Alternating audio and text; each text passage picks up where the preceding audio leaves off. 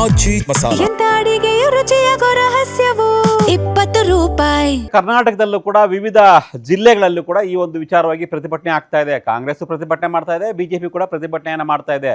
Neat ವಿಚಾರವಾಗಿ ಈಗ ಕಾಂಗ್ರೆಸ್ ವಿರುದ್ಧ ಬಿಜೆಪಿ, ಬಿಜೆಪಿ ವಿರುದ್ಧ ಕಾಂಗ್ರೆಸ್ ಶಿವಮೊಗ್ಗ, ಬಾಗಲಕೋಟೆ ಸೇರಿದಂತೆ ಸಾಕಷ್ಟು ಜಿಲ್ಲೆಗಳಲ್ಲಿ ಪ್ರತಿಭಟನೆ ಆಗ್ತಾ ಇದೆ. ನೋಡೋಣ.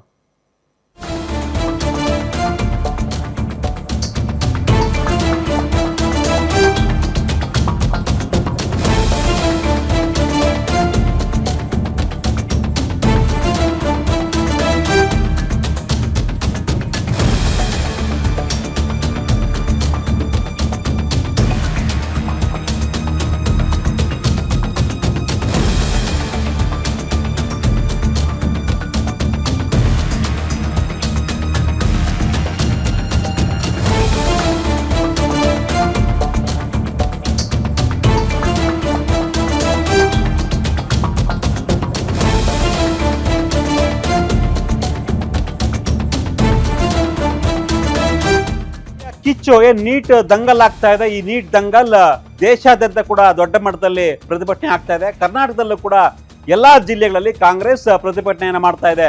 ಬಾಗಲಕೋಟೆ, ಕೋಲಾರ, ಶಿವಮೊಗ್ಗ ಸೇರಿದಂತೆ ಸಾಕಷ್ಟು ಕಡೆ ಪ್ರತಿಭಟನೆ ಆಗ್ತಾ ಇದೆ.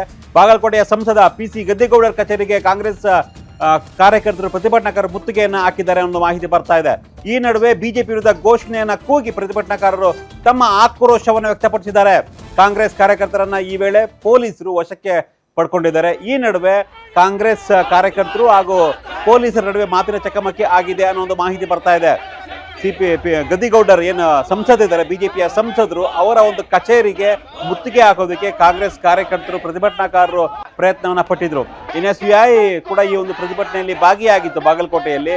ಸೊ ಅಲ್ಲಿ PC ಗದ್ದಿಗೌಡರ ಕಚೇರಿಗೆ ಮುತ್ತಿಗೆ ಹಾಕುವಂತ ಯತ್ನಕ್ಕೆ ಪೊಲೀಸರು ತಡೆದಿದ್ದಾರೆ ಅಲ್ಲಿದ್ದ. ಸೊ ಈ ವೇಳೆ ಪೊಲೀಸರು ಹಾಗೂ ಕಾಂಗ್ರೆಸ್ ಕಾರ್ಯಕರ್ತರು, ಪ್ರತಿಭಟನಾಕಾರರ ನಡುವೆ ಮಾತಿನ ಚಕಮಕಿ ಆಗಿದೆ.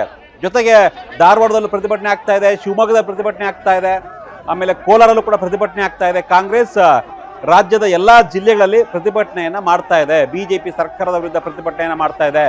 ಶಿವಮೊಗ್ಗದಲ್ಲಿ ಆಗ್ತಾ ಇದೆ, ಕೋಲಾರಲ್ಲಿ ಆಗ್ತಾ ಇದೆ, ಅದೇ ರೀತಿ ಬಾಗಲಕೋಟೆಯಲ್ಲಿ ಆಗಿದೆ, ಧಾರವಾಡದಲ್ಲಾಗಿದೆ, ಬೆಂಗಳೂರಲ್ಲಿ ಆಗ್ತಾನೆ ಇದೆ. ಸೊ ಚಿಕ್ಕಬಳ್ಳಾಪುರದಲ್ಲಿ ಆಗಿತ್ತು. ಎಲ್ಲ ಜಿಲ್ಲೆಗಳಲ್ಲೂ ಕೂಡ ಪ್ರತಿಭಟನೆಯ ಕಾವು ಜೋರಾಗ್ತಾ ಇದೆ. ಕಾಂಗ್ರೆಸ್ ಬಿಜೆಪಿ ವಿರುದ್ಧ ಆಕ್ರೋಶವನ್ನು ವ್ಯಕ್ತಪಡಿಸ್ತಾ ಇದೆ. ಧರ್ಮೇಂದ್ರ ಪ್ರಧಾನ್ ಅವರ ರಾಜೀನಾಮೆಯನ್ನ ಕೇಳ್ತಾ ಇದೆ. ಕಾಂಗ್ರೆಸ್ ರಾಜೀನಾಮೆ ಕೊಡಬೇಕು ಧರ್ಮೇಂದ್ರ ಪ್ರಧಾನ್ ಈ ವಿಚಾರದಲ್ಲಿ ಅಂತ. ನೀಟ್ ಹೋರಾಟದ ಕಿಚ್ಚು ಕೇವಲ ದೇಶಾದ್ಯಂತ ಅಲ್ಲ, ರಾಜ್ಯಾದ್ಯಂತ ನಮ್ಮ ಕರ್ನಾಟಕದಲ್ಲೂ ಕೂಡ ಎಲ್ಲ ಜಿಲ್ಲೆಗಳಲ್ಲಿ ಕಾಂಗ್ರೆಸ್ ಹೋರಾಟವನ್ನು, ಪ್ರತಿಭಟನೆಯನ್ನು ಮಾಡ್ತಾ ಇದೆ.